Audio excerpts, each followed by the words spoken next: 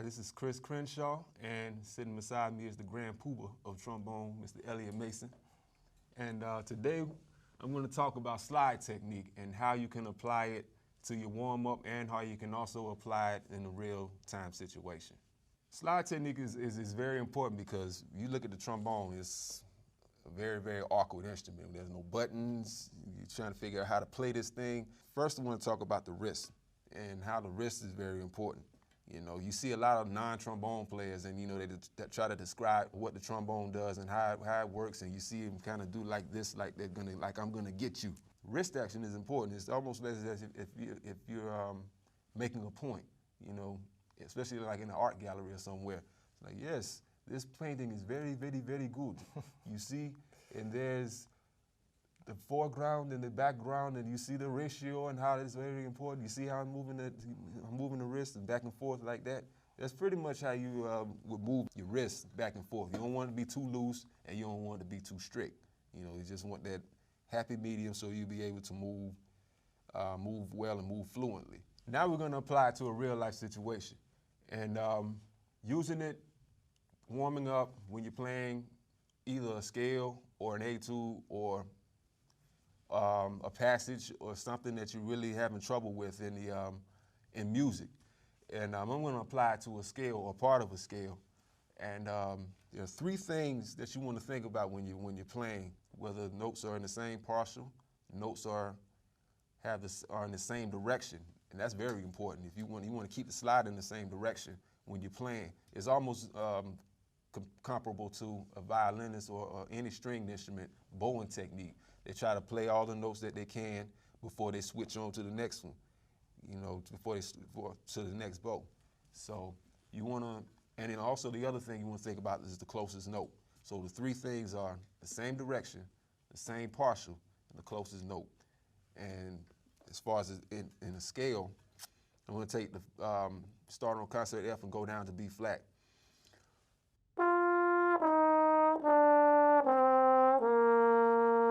Probably the normal way that you know, some guys would play a B flat scale going down,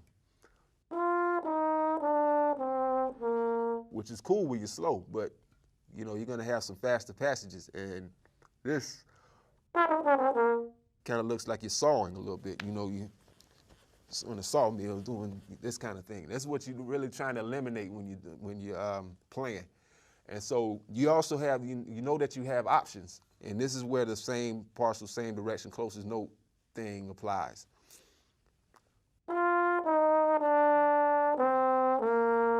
You have that option as going out to fourth position as opposed to going back to first, because the notes are in the same partial and they're in the same direction. Or you have this option.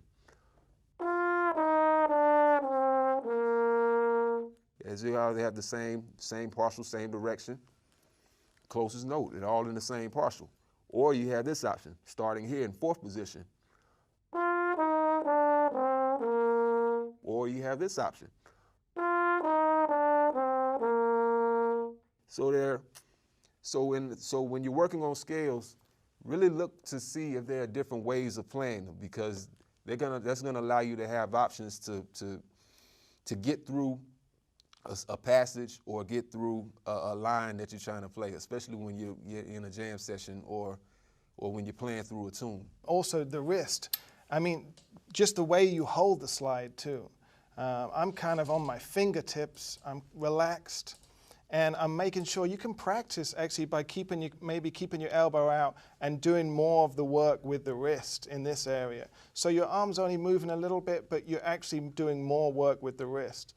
You can actually see right here, this thing that I have, the little thing that I just grabbed right there. I prefer a smaller one for that exact thing, because I feel it's a little bit lighter and it feels like the slide's lighter, and it's easier for me to use more wrist. And also just thinking of the slide as almost like a goal. So like you're a goalie in the middle of the goal, and you know, you don't want to always be one end, because then if you have to get here, you want to try and get in the middle, and so you can kind of get to access both sides of it. And if you're using that wrist, you'll be able to get there real quick. Putting it into a tune situation, if you're thinking about maybe a hard tune like our favorite, Take the A Train.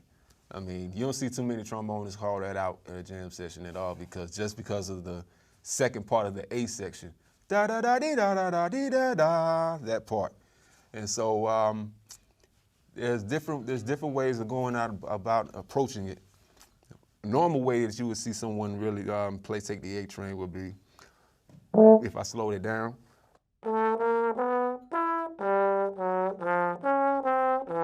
You see, that's a lot of movement, especially, I mean, it's a lot of movement doing it slow.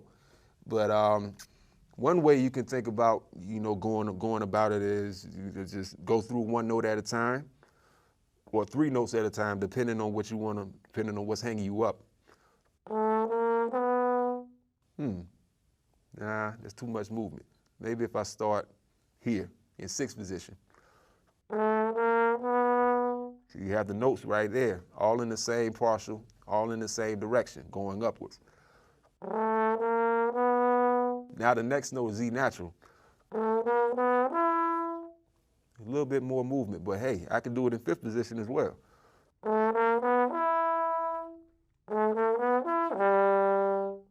And it feels natural and it looks better, as a trombonist. Or, the other way, which is, see, that's too much movement for me, so I prefer to play it out in 6th position. And then the next note, C sharp, da, in 5th position, catching in 5th. Instead of going all the way up to 2nd.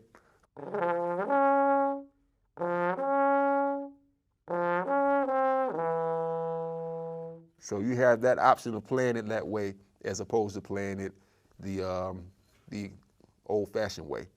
Just think about your choices whenever you're going through tunes like that.